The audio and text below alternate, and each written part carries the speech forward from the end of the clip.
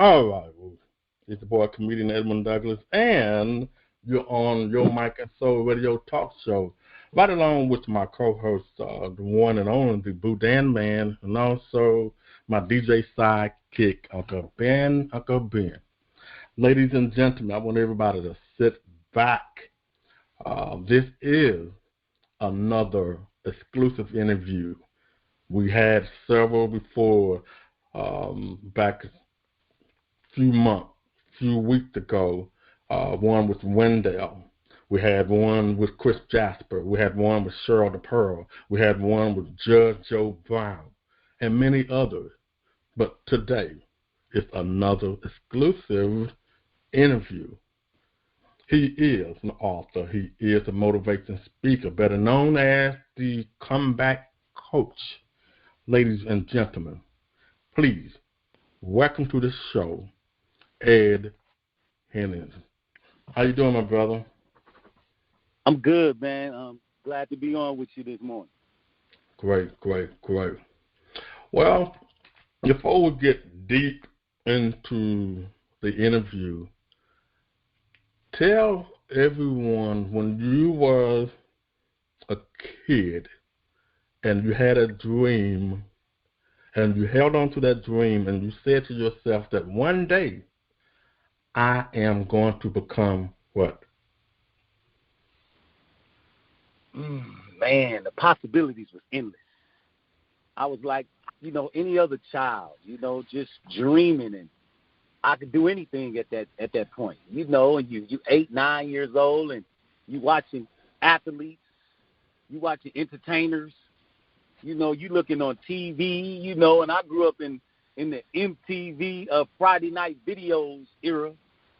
So a lot of that stuff was becoming very popular to see on TV, and all of these people I looked at with, I was very bright-eyed kid. Just the possibilities was I can do this. In my neighborhood, we had mattresses in the alleys. We would stack the mattresses up and hit flips off of them. So I see some on TV. I'm back there on the mattresses attempting to duplicate what I see because I was fearless. I was dreaming. And that's how I grew up, just dreaming. Wow. Let's get into the exclusive interview. You said you was just dreaming. But one day, that dream became dark and it became a nightmare. Go ahead and open yourself to everyone. The nightmare had really became dark and you got yourself in trouble. Go right ahead. Yeah, that was not an event. That was now that I look at it, that was a process. Like I said, just being a kid that dreamed, but in the urban community, somehow, some way, those dreams began to get chipped away at. And starts out, I could be Superman. By the time I'm in middle school, okay, I'm going to be a doctor. By the time I'm in high school, man, I just want to get a job or get in a good school somewhere. And then by the time you graduate, it's like, man, I just need some dollars in my pocket. So as those dreams began to erode and be chipped away at, I found myself in a technical school at the age of 18. And at that age, the dreams were basically, man, I'm in school, but that's probably as far as my dream went, was to get to school. Now I don't even know what to do while I'm here. So I decided to make a decision that was based upon finances. I wanted money, and I wanted it then and there. Waiting till I graduated or waiting till this, that didn't seem like an option anymore. I was 18 years old. I felt like I was a man. Calling home, asking for money was starting to get to me. And I guess independence is what I wanted. So growing up in the urban community, a lot of people that I grew up with sold drugs and made fast money. So dating back to my high school days, I can remember riding a school bus to school while other guys were driving their cars. And at that point, I was able to stay clear of it, but that didn't mean I didn't see it. So when I made my decision to dive off into this game, I walked out of school. I told my mom I was going to come back home to Milwaukee and take a break from school, but I'm going to go back. But the whole time, I had this plan to come back and start selling drugs and make some fast money and buy me a few items like a car, some nice clothes, and then go back to school. So I asked my mom to send me a plane ticket. And back in 1990, you could get a Greyhound bus ticket for $69.99 anywhere in the country. So my mom sent me $300 and some odd dollars for a plane ticket. I took $69.99 and bought a bus ticket and put the rest of the money in my pocket. So I had about $300 to the good, riding 3 days and 3 nights back home with this plan to start selling drugs. So I came home, I found my friends that did it, and I said, hey, man, I want in. They thought it was a joke. They thought I was playing because all of these years I've been around, I never picked it up. And they're like, now you finna pick it up? Like, yeah, I'm about to do it. So I bought my first bag, and I started trying to hustle, and it seemed like I was an overnight success. The money came. It was like, man, I can't believe I waited this long to do this. I should have been doing this. Who was I fooling going to school? So that was the process of me throwing away everything. And that decision right there was the beginning of the end, because from there it escalated to more drugs. Now I'm carrying guns. Now material items I have more of, so I have to protect it. So I just created a whole environment of hostility, and I thought I was just getting in it to make a few dollars and go back to school. Boy, was I mistaken. And that brings me to June 11th, 1996. Leading up to this date, I have become the go-to guy. I have become the guy in my family and in my circle of friends that they could come to for money, for favors, for cars, all types of things. And when they had beef in the neighborhood, they would also call me. And 99.9% of the time, I could come and de-escalate it. But June 11, 1996, my uncle got into an altercation with some guys in the neighborhood. He came running up with blood in his mouth, and he said, man, they just jumped me. So, as usual, I intervened, walking around the block, the next block over. Hey, man, is everything okay? I'm asking questions. I'm trying to get to the bottom of it. But 3 guys show up prior to me and my uncle getting back over there, and they don't look too happy about me and my uncle being there. One of the guys approaches my uncle. He's almost nose to nose with my uncle, and it's getting very hostile. So at that point, I pushed my uncle out of the way.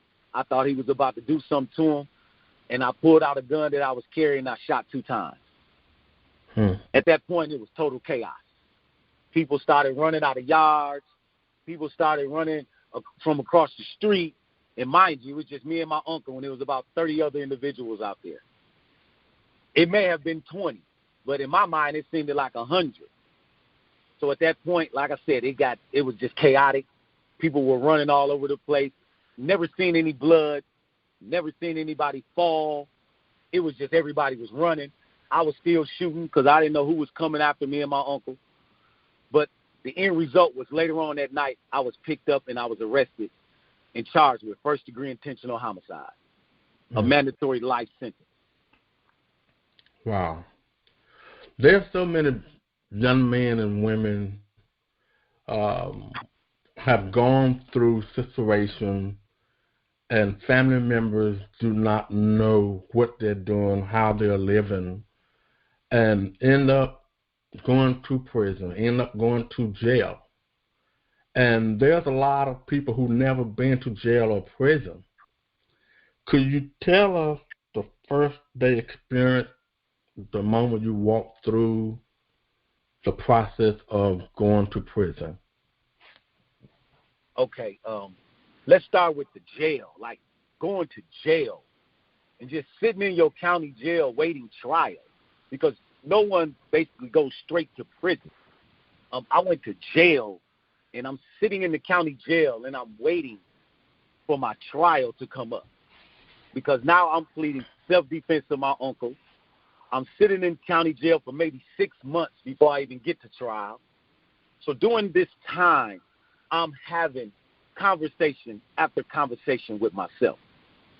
And I always like to share this with anybody that will listen. And a lot of times you read books, a lot of times you watch something on TV, or you hear somebody speak, and you don't have the verbiage to explain certain things, but you know how you feel. And over the course of my years, I've been able to get the verbiage to thoroughly explain how I felt and what I was going through during this experience. And sitting in the county jail waiting to go to trial, I was asking a lot of questions. I was asking guys that been to prison before. I was saying, man, how's it up there? What's going to happen to me? What's going down? I'm 24 years old. I'm a young man. And some guys I knew from the street. Some guys knew people that I knew. So we had some type of connection, and they were just trying to comfort me. Brother, you're going to be all right. You're going to go up there. It's going to be this. It's going to be that. You know, you're going to see such and such up there, just name dropping, old heads that been in the hood, stuff like that. And it's just like, man, I'm trying to fix my psyche somewhere to prepare myself for this experience. But I'm thinking about, oh, man, I let my mom down. I let my dad, I let everybody down, from my brothers and sisters to my children. And one very important letdown, or should I say discussion, conversation that I had, was with my destiny, with my goals, with my dreams. They showed up, and they talked to me. My destiny said, man, you didn't even try. My dreams, you didn't even reach for me. And at that moment, I made a promise. I made a promise to myself that if I ever got a second chance, I wouldn't need a third. So when I went to trial, I was found guilty of a lesser offense, of first-degree reckless homicide. And in some other states, they call that manslaughter. Mm-hmm. So I was found guilty of manslaughter and sentenced to 40 years in prison. So I got 40 years, and I was sent up north here in Wisconsin to the state penitentiary. And at that point, I went in with the mindset that I promised the man upstairs that if I got a second chance, I wouldn't need a third. So that second chance didn't come right away. That second chance didn't come without sacrifice. But with that 40 years, I looked at it as if I had a second chance and I wasn't going to screw it up. So when I went to the state pen, it was all types of things. That first day was man, testing all of that promise. I went in there, they put me in a cell by myself. My first day I was in a cell by myself, and I was looking to be in a cell with somebody I could talk to. And they set me in the cell by myself, and and everything's going through my mind. I'm looking for, I need somebody to talk to. So just the experience alone, I mean, even the person that I went to prison, my victim, I'm wondering, is this the bangers up here that's going to try for revenge? Do I got to get in here? I'm looking over my shoulder. I'm looking around to see if I see some friends or something. I don't know what's going on. But at the end of the day, I had made that promise. I had my second chance, and I was going to ride it out. I was going to ride it out. With that second chance between you and God, did you started writing when you were in prison? Did you set yourself some goals? Were you able to position yourself where you can read books or receive books to read? Tell us how you start preparing yourself when you knew one day you were going to get out. Man, great question. Basically, this rule number one, always see beyond your current situation.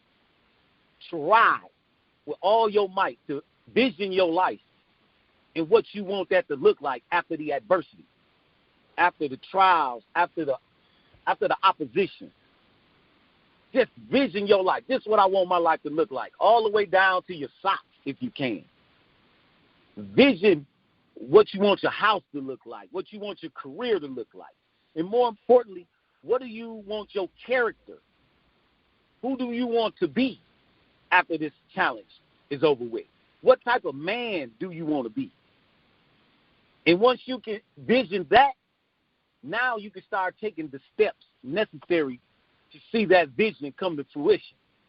Because if you walk through the prison, if you walk through your challenge and your trials, day in and day out, hour in, hour out, minute in, minute out, just saying, man, I'm in prison. Man, I'm in prison. Man, I'm in prison. You're not going to be mentally capable. Because what you're telling your brain is going to believe it. So I'm telling my brain and I'm sending signals to the 73 million cells in my body that I can do it. And not only can I do it, I am doing it. I'm taking baby steps because I'm sitting in prison. So whatever I can read, if I can find a story about somebody that overcame the odds, I'm ripping that out of the magazine and I'm putting it in my room. I'm looking for every story I could find of somebody that did it. I need the motivation. I'm watching Muhammad Ali. I'm watching Denzel Washington's character in John Q. I'm watching all the inspiration that I can, and I'm feeding myself that. And I'm feeding myself that. And not only that, I am telling the guy that got 2 years, I got 40. I'm taking the guy that got 2 and say, hey, man, prepare. Prepare so you don't come back. I'm pouring into anybody I can and say, hey, man, this not cool. You have to change your life. We can do it now. You can build this momentum up so when you walk out of here, you don't have to come back. So that's part of me healing myself, helping myself. I'm trying to help somebody else as well. I'm getting this information. I'm sharing it with everybody I can. Say, look at this guy. I watched a guy with no arms chop down a tree. He took an axe and put it under his chin and chopped down a tree. You need to see this. You got 2 arms. Let's go do it. So I'm constantly sending the opposite message that a penitentiary sends. So I'm saying, if people saying, you're not going to get out, you're doing all these good things, you're not going to get out early, I say it's not about me getting out. It's about me becoming the person that I want to be. I'm going to be great right here in prison if that's what it takes. I'm just going to have to be the best version of Ed right here with 40 years in penitentiary. Wow. So knowing that you're preparing yourself 40 years to be in prison, when did you find out that 40 years was talked down to 20? Okay, so here in Wisconsin, at the time when I committed my crime, you could serve a quarter of your sentence and see the parole board. So after serving 10 years of my 40-year sentence, I seen the parole board. So I went up for parole the first time. And in Wisconsin, when you go see the parole board for the first time, nobody really gets out, but you can get the process started. So the first time I went and seen the parole board, they gave me a 24-month deferment. Defer. So that meant come back and see the parole board again in 24 months.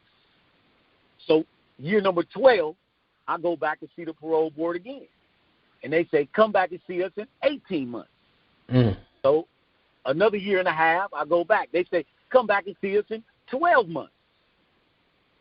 And then after that, it was 12 months, 12 months, 12 months, 12 months for about another 10 years. So that's how it ended up being 20 before the parole board finally said, you know what? We're going to let you go home. Wow. Oh. Wow. I'm feeling you, man, because, wow, man, wow. Did you hear the voice of God when you heard them say, we're going to let you out? Tell us about that moment when you got the good news? Wow, man. I don't get that question a lot, man. So it's not a lot of times I have to answer a question like that about that feeling, man. When I wrote my book, man, the publisher that worked, she was awesome, man. She kind of posed that question, and it always bring up the emotion. It's really emotional to even explain that and put that into words. You work hard, you work for 20 years, and that day comes, and you've been working so much. You've been grinding hard. You've been trying to make the right decisions and choices to see this day happen. And, man, it's something. That's a tough one. Okay. Take your time. Yeah. That is that's the feeling, man. I can't explain it, but I just feel it that's probably the second time since I've been home. And I've been home a little over 4 years, since October made it 4 years, that I've been asked that question, and it's not often. So yeah, the emotions is real, man. I'm blessed to be here, and it's not. I heard somebody say it's not I have to, it's I get to. Amen. So I get to do stuff like this now, man, and it's a blessing. Amen. What we're going to do, ladies and gentlemen, you're on Joe Mike and Soul Radio Talk Show with the comeback coach out of Milwaukee. His name is Ed Hennings. We're going to do get our laugh on at the bottom of the hour. Then we're going to come back and talk about the good news, how God opened doors. We're going to talk about the businesses that this man have took the impossible and made it possible through the man upstairs that he made a promise and a commitment to. Don't nobody go nowhere. Hang around. We're going to get our laugh on, man. Yes, please, just laugh together. I am the blind barber. All I'm trying to do is get myself a job. So why not go and start cutting hair, even though I'm blind? Here you go, the blind barber. Hello? Yeah, I'm trying to reach a B. Jenkins that runs the bar. B. Jenkins? Yeah, you run the barber shop down there, don't you? I own the barber shop. Okay, now I'm trying to see if y'all got any booth rentals down there where I can come in there and cut some hair. I've been cutting hair a long time. I want to see if y'all got some room down there. They tell me you might have had some come available. I got 2 booths open right now. 2 of my guys went and left around town and went and left because of the job that they'd start. Okay. But, I got 2 booths open right now. You need a booth? Yeah, I'm trying to get in there and get the cut. Now how much you charge for booth rental on a weekly basis? That's $200 a week. $200 a week. That's $800 a month. That's still good because it's just $200. Now, when can I get down there so you can meet me, where you show me around the shop so I can know what? I'm open from 8 to 7. That's Tuesday through Saturdays. All right, because I want to see if I can maybe meet you there so I can get down there and just feel my way around. Well, come on. Then what I want to ask you, do you mind doing for me? Do you think you could possibly put up some ramps where you got steps at, and your phone? Could you mind if you take the phone and put it in Braille for me? Oh, wait a minute. What the hell I need to put my shit in? Taking ramp sides and putting phones in Braille for? What's going on with you? Well, I'm blind, but I still, I'm not gonna let that stop me. I'm still gonna. Oh no, hell no, man. Wait a minute. Goddamn, you what? I'm blind, but I've been cutting my hair for over 10 years, and folks say my haircut always look good. So I didn't figure I'm gonna start cutting hair now. Oh well, yeah, you might cut hair. There might be some good shit that you do, but just can't cut no hair in my shop. Not being blind, Doc. Yeah, bring that kind of shit around my shop, man. No, wait. I ain't got no problem with that, man. But you just can't do it there.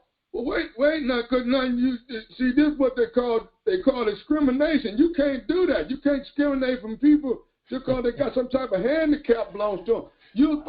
Listen, hold on, let me tell you something, man.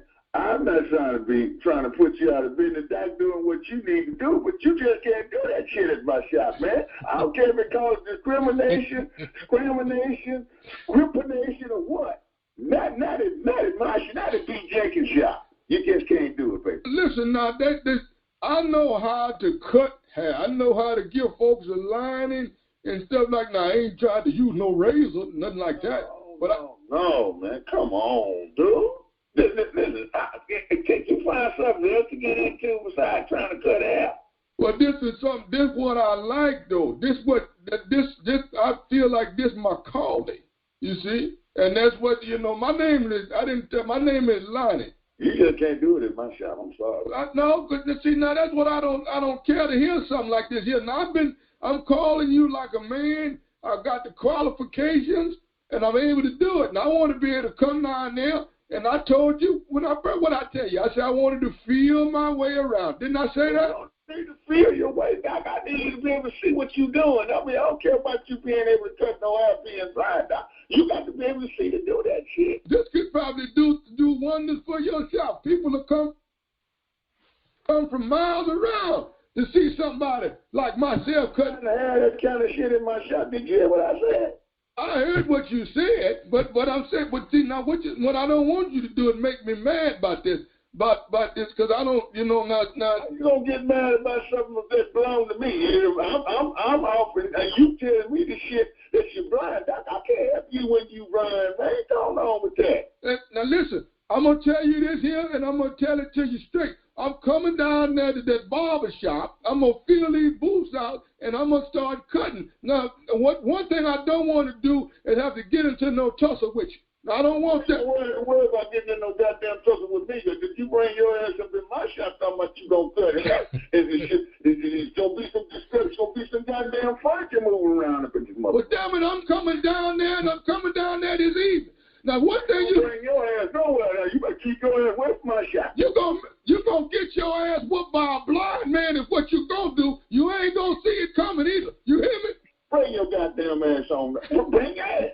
Bring your motherfucking ass. As long as I got the money to pay my booth rental, you don't give a damn. I don't want your goddamn money. Your blind ass can't cut no goddamn ass in my goddamn shop. You understand what I say to you? I'm understanding what you're saying, and if I got to call the law about you being discriminatory, motherfucking law, you can call any goddamn body you want to call. Goddamn it, that's my shit. You not gonna do that shit. You understand what I'm telling you? Now you bring your motherfucking ass down there talking about putting that in my goddamn shit if you want to. I'll be waiting on you. I'm coming down there this evening. I'm coming to whoop your ass, B. Jenkins, because you got the nerve to discriminate against me. Motherfucker, I don't know how you even got my goddamn number. Who the fuck gave you my number in the first place? You ought not be dialing my goddamn phone. How you fix your motherfucking fingers to call my goddamn phone? They give me this number and say you is the one that do the hiring around the barbershop. Now that you don't call my personal number. You call my goddamn shop. How the fuck do I gave you my goddamn number? Now, what difference do that make if I'm some man looking for a job? See, I don't give a damn. You don't call my personal phone. Goddamn shop. That's where I do my business at. This is what's wrong with black folk nowadays. Do you want to lease out the booths or do you not want to lease? You can't get shit. You understand me? You can't get a motherfucking thing from me. You're going to watch your tone with me. What you going to do? I ain't going to watch a motherfucking thing. You don't you bring your ass to my shop. I tell you what. I tell you one thing you're going to watch. You're going to watch me get on your ass this evening. You're going to watch me get on your ass. How you going to get on my ass? You can't say the motherfucker. Goddamn it, I want to hang up on your motherfucker. I ain't got time for this shit, man. Get your ass off my phone. I got one more thing I need to say to you, B. Jenkins. What the motherfucking thing is that? This is Nephew Tommy from the Steve Harvey Morning Show. You just got pranked by your cousin Sean. You know what? I'm gonna whoop that nigga ass. Ladies and gentlemen, Nephew Thomas from the Steve Harvey Morning Show. You on your mic and so radio thoughts. So, Ed. Yes, sir. Can you let a blind man work for you, man? I don't know about cutting hair. We found something to do, but I don't know about cutting nobody's hair. Oh my goodness! Wow, I had to throw that one in for you because now, ladies and gentlemen, with the second half of the show and special guest, the comeback coach. He's an author. He's also a motivation speaker. He's a businessman, and now he's going to share with us something very positive financially. God turned his life around. God gave him a second chance. He kept his promise. He kept the commitment with the man upstairs, the creator. And now, ladies and gentlemen, Ed, go ahead and tell us the first thing that you did as you started working. Okay. While I was in, I took a barber and cosmetology course, and I received my cosmetology license while in prison. And when I came home, I started working in a local barbershop. So about a year in, I was able to open my own barbershop. But it started when I was working there. You know, I had been gone 20 years. This is 2016 now. So I'm working in this barbershop. And there's like 3 or 4 ladies in the back that do women hair. So the ladies were coming in, and they were coming in with hair probably like 3 inches, and they were leaving out with hair like down past their waist. And I was like, wow, how, you know, so I started asking questions. I've seen this so many times. I went to the back, and I was just very curious about how this process was taking place. I've been gone 20 years. I had never seen this process happen the way it is today. So I began to ask questions, and the ladies started telling me about hair weave. They started saying weave was selling, you know, and women were buying it and coming in and getting it installed. So I started watching this. So I asked the owner of the shop. I said, man, do you sell hair? And he was like, no. And I was like, do you mind if I sell it? And he's like, go right ahead. So I had been saving money up. So I took some money that I had saved up, and I ordered me a bulk order of weave, of hair weave. So while I was cutting hair, I also had weave in the trunk of my car. I had bought an $800 car when I came home. So I had my little hoot ride, and I put my hair weave in the trunk. And I started telling people I had hair for sale. I would deliver. I would do all of that. So the barbers in the barbershop started, you know, they thought it was a joke. Like, this guy been locked up 20 years. He come out here, he got this weed. This guy is laughing. It's just funny. And I could see how it could be funny. But they didn't know that, you know, I was serious. It snowed really bad here in Milwaukee. Mm-hmm. And I got out in October. I ordered this hair in December. It's 3, 4, 5 feet of snow on the ground. So I'm delivering this hair, and that was my niche.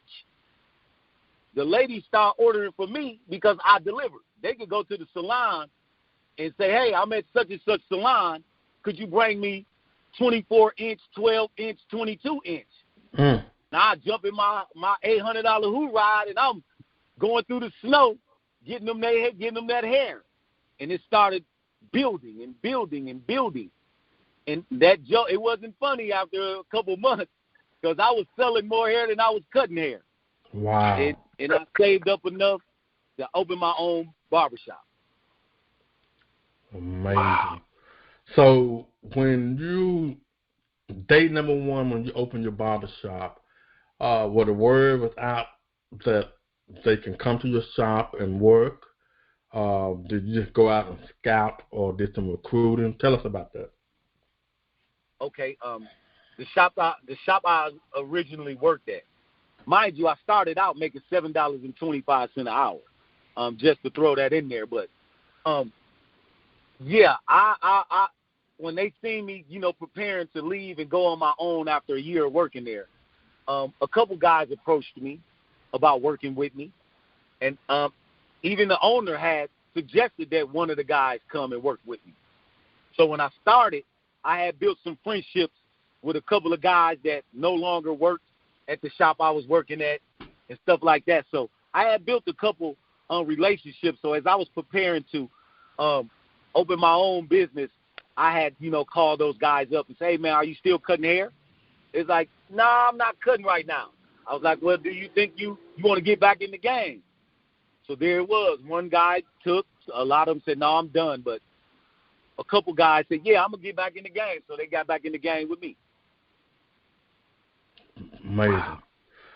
Okay, you own a barber shop. Tell us how you open up another window doing other things. Okay. So the next business was a trucking business. And how I started that was one of my clients, I was cutting his hair. And he had told me, he said, man, I had bought a truck. And I was like, a truck? He's like, yeah, I got a 26-foot box truck, and I deliver for Amazon. And I was like, wow, how much you making? So he told me how much he was making. And I was like, that sounds like something I can do. So by the time he came back and got his hair cut, I had bought me a truck, parked it in front of the shop. And when he came back, I said, look at that truck, man. I just bought me a truck. I'm going to get in this game too. So he was on board. He was like, man, that's what's up. So I tried to get in Amazon, being that I'm a felon. Amazon wouldn't take me in, but I kept chipping away. Then I found my niche in delivering furniture. Okay. So I started delivering furniture throughout the state of Wisconsin, 2-man crew on the truck. It was me and my cousin. I employed him, and we jumped on that truck, man, and I would deliver throughout this whole state. I'll pick up at the dock at 6 in the morning. I'll be done delivering probably 5, 6 in the evening. Then I hit the barbershop and cut hair until 10, 11 at night. And I did this for like a year and a half, 7 days a week, and saved up enough money till I bought another truck or two. And now I got a 4 or 5 truck fleet. And it all started with me jumping in that truck, just grinding it out day in and day out, and saving up. Wow. Barbershop, truck company. Business number 3. Tell us about that. Yeah. So when I came home, while I was in prison, I always worked with like Scared Straight programs. I always worked with guys trying to, just change our lives. Like, man, we can do better. I knew it was better for me, and I wanted everybody else to see it was better for them as well. So when I came home working in that barbershop, this was a very popular barbershop, and he was involved in the community really heavily. So he always had somebody in there that was mentoring kids. He always had like Boy Scouts, Cub Scouts. He would have other guys that was mentors. They would come and get their hair cut, and he would say, hey, man, I want to introduce you to Ed. Ed been working here maybe 2 months. He did 20 years in prison. And the guys would look at me like, wow, 20 years in prison. Could you come talk to my mentees? I got 4 mentees up here in the front waiting for, I'm finna get their hair cut. Could you come talk to them? So I would go to the front of the barbershop and just tell them, like, man, I just did 20 years, young brother. You have to stay out of trouble. If you need somebody to talk to, come back here, get your hair cut and talk to me. Just talk to me. So it started to build. People would hear my story, and they would say, hey, could you come talk to my people? Could you? And mind you, they didn't know I've been in prison talking to people for 20 years. So it was natural. It was organic. The more people I talked to, the more people would come. The more people I talked to, the more would come. Before you know it, I've been traveling, speaking, mentoring, just trying to get, first of all, people that experience what I have, coaching them up. Say, hey, man, this prison time, your re-entry starts today, not 2 months before you get out. The day you get arrested, start working on your process of re-entry. Start working on that. So I try to go in and help guys that's in that situation, headed that way in prison or on their way out of prison. But come to find out that adversity is promised to all of us. And a lot of people may not be going to prison, but they're facing some challenges in their life. And they need some knowledge, and they need some instruction, and they need some know-how and inspiration to get through their challenge, their opposition, their adversity. So when they hear me speak about coming through my adversity, which was prison, they can directly relate it to their divorce. They could directly relate it to going broke. They could directly relate it to being homeless and say, hey, you know what, man? I brought you in to talk to my son, but I'm glad I sat in and listened, because now I need you to talk to me. I'm going through this. I'm going through this adversity. And, man, what you said about how you seen yourself, envisioned yourself, man, that helped me so much. And there it went, man. I started speaking and coaching.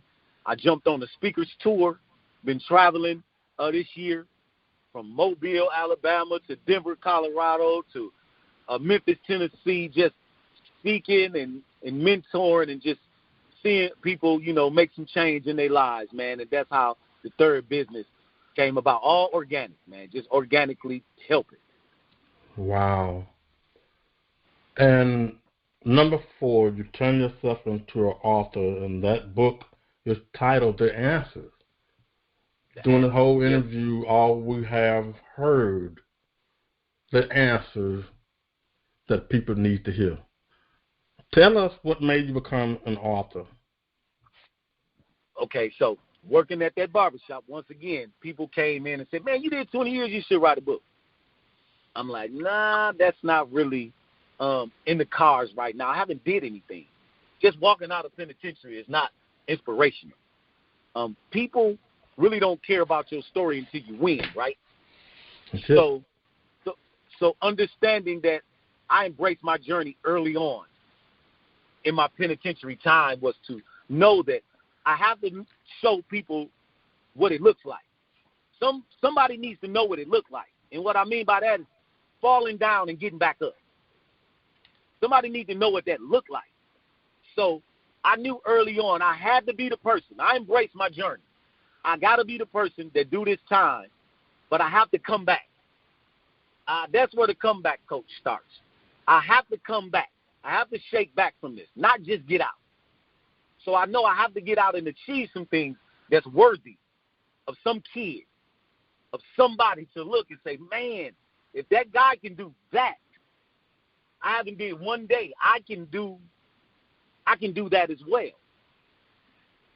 So that's my thing, is always instilling the message of you can do anything. So I continue to push myself to keep achieving, because somebody needs to know what that looks like. Like, you can tell somebody that. I just made a post the other day that said inspiration is better from your life than from your lips. So I have to live this inspiration. I can't just talk it. I can't get on the stage and say these good words and these good cliches and these great things and then not live it. So I had to live it. So that's where a book came in. Once I opened my businesses, and my grandma, she raised me. My grandmom and granddad, they pretty much was my primary caretakers growing up. They ruled the roost. So my grandma, she don't get too low on the lows and too high on the highs. So all of my businesses and all of these things I mentioned to you that I've done, my grandma kind of like, oh yeah, good. You know, she ain't smile, she ain't frown, she just go about her way. So the house next door to my grandmama, where I grew up at, it came up for sale. And I put a bid in on this house. And while I was waiting on to see if I got it or not, my grandmother asked me, she said, did they answer about the house yet? And I know my grandmother, she really, like I say, she an even-keeled woman. I turned around and I looked, and I seen a spark in my grandmother's eye about me buying that house. And once they awarded me that house, I knew if I could make my grandmama, if I can get a twinkle in her eye, I know I did something. I feel it. So now I can write the book. Like, okay, I can inspire somebody. Because if I can get my grandmama to smile and smirk, I think I can do some inspiration. Wow. Ladies and gentlemen, I'm going to share something. If you understood everything what you heard and what you're hearing in this episode, If you don't understand, all of us need to understand what I'm about to say. You heard Ed say he had a dream, and he wanted to live that dream and make it come true. The dream turned into darkness, where he ended up doing something that wasn't part of his dream. That dream took him to trouble. The trouble took him to jail. From jail to prison, was given 40 years. But Ed had sense enough to make a promise to the Most High, the Creator, to God. If you give me a second chance, we don't have to worry about the third. Ed kept his commitment with God. Ed continued to obey his faith. He had sense enough to prepare himself for 40 years, but he did the work while he was in prison by motivation and giving inspiration to men who had more time than he did. Somehow the light bulb came on top of Ed's head. It was the Holy Spirit told him what to do to see how he can get his time talked down. Ed never gave up. He kept going. He kept going. He kept believing. He kept fighting. But he just kept believing and he kept fighting. See, Ed is not the only one that went to prison. Everybody who's breathing today, you've been to prison. Maybe not physically, but spiritually. If you're broke financially, your spirit is in prison. If you have been raped as a woman and you're not told nobody your story, your spirit is in prison. If you have been poor and you have not turned that thing around, but God positioned you to be revealed, to become poor, to be financial in the positive mindset, you can take care of yourself. If you're walking around with egos and your pride, your spirit is in prison. If you're a pastor and you robbing Peter and Paul and you're not doing the right thing and saying the right thing, what God called you to do, your spirit is in prison. So what I'm trying to tell y'all, ladies and gentlemen, you are going to prison. You are in prison. If you have not committed yourself to God and kept that commitment that God and yourself have talked about. See, what people don't understand, the gift that God ordained in you the day you were born, doesn't belong to you. It belongs to Him. But if everybody do what Ed did, he made a commitment to God. He helped and talked to other people because Ed used his living inspiration. He lived his inspiration. He believed. All I'm trying to say, everybody, you've been to prison. Maybe not physically, but spiritually. You just got to come out of it. Go ahead and make that commitment with God so God can use you so people can see Christ through you and God can get the glory. Wow. Amen. Buddha, anything you want to say or ask, Ed? Yeah. Well, first of all, I want to say this to you, Ed. I don't usually get up this early in the morning. But God told me to get up to listen to you. Because Brother Douglas had told me so much about you. Now, first of all, I'm going to tell you, you're going further than where you're at right now. That's why God wanted me to hear your conversation.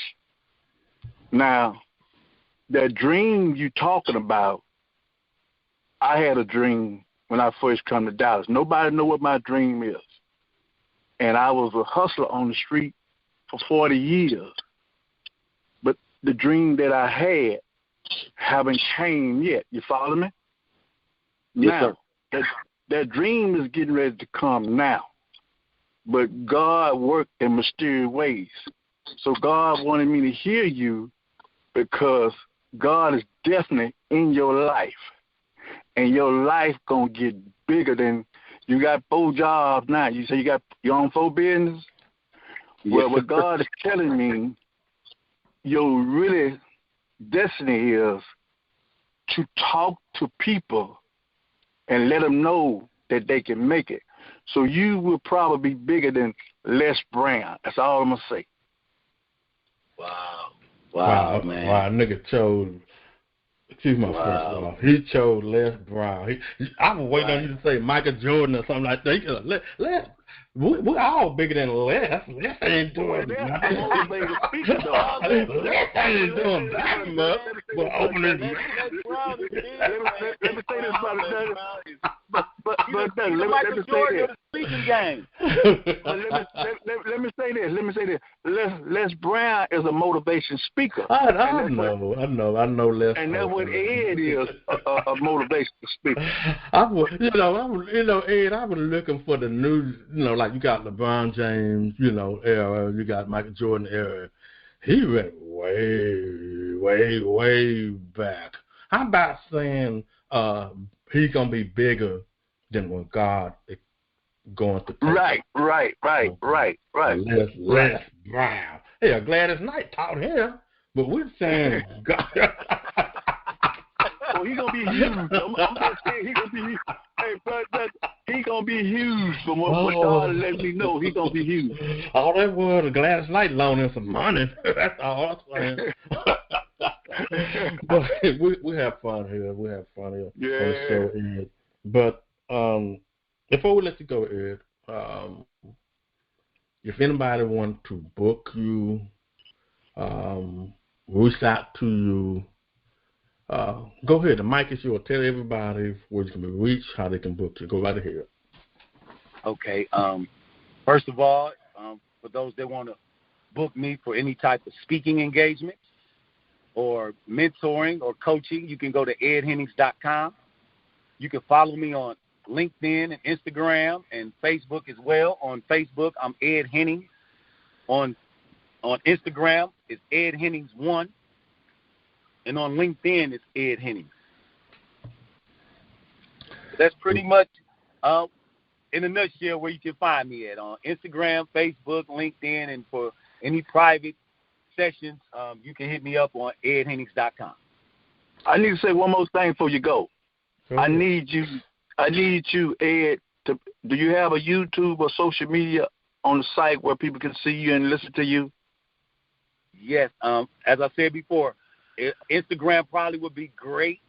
Ed Hennings 1, I drop something every day, sometimes 3-4 times a day, but I try to drop some motivational and some type of instruction and knowledge that can help somebody somewhere. But what God is telling me, you need to do a YouTube. Let me say something about the technology. Ed Boudin has a brand, and what I'm saying to you, Ed, protect your brand. The app, it's almost like real estate. YouTube, it's a starter, it's a beginner. Facebook, a starter, a beginning, and it's both free. Because of your brand is so powerful, Ed, you want to put things on your own website. And I follow you. You're doing the right thing. Okay? And for people in the world to hear you, you want to put it on your own brand to protect your brand. Everything you do, because YouTube and Facebook, it's gonna fall apart in the next 5 or 6, 10 years. Okay, I can say this because I use YouTube and Facebook for 10 years. I'm going to change the game because I'm going to help people. I am the promoter of the blessing business. Boudin, I understand what you're saying, but everybody needs to step up and on the technology, because it's about controlling the work that you put out. And then what will happen? Well, now, hold on, Boudin. What will happen is YouTube don't belong to Ed. YouTube don't belong to Edwin Douglas. See, when they see the money making, it's coming. Then Well, that's where I want to go. Well, no, you don't want to go there. That's why I'm trying to stop you. I want to go somewhere. It's a guy on YouTube making over $5 No. Listen what I'm saying. Listen to what I'm saying, Boudin. I don't want my brother Ed to get sued because he's promoting a lot and he's speaking a lot, and then what YouTube would do, someone would come in and do dirt. Oh, he made $50 million. We need to get a piece of that. Because Ed had a brand. His is legit and real. Okay? We don't care about what somebody else is doing. But what I do care about what this brother is doing, and know him and the other gentlemen in Milwaukee as well, they're doing the real deal. They're a living testimony. They're speaking and talking. Ed, I'm coming in to wake up a lot of men. Hey, you can do this. Like you say, I can do this. And you're doing a good job. I'm not cutting off Boudin, but I see things and I know things that what a lot of people not aware of. When you do all that hard work, you want to control everything that you produce and make sure you have papers on it, your own website, your own everything, that no one cannot come in and try to charge you up because you're making money. Hey, you did this on my site. I'm suing you, So people are coming out this pandemic to rob Peter and Paul. Ed, you know the game. You know what time it is. So yes, sir. Yeah. Well, this is your new home.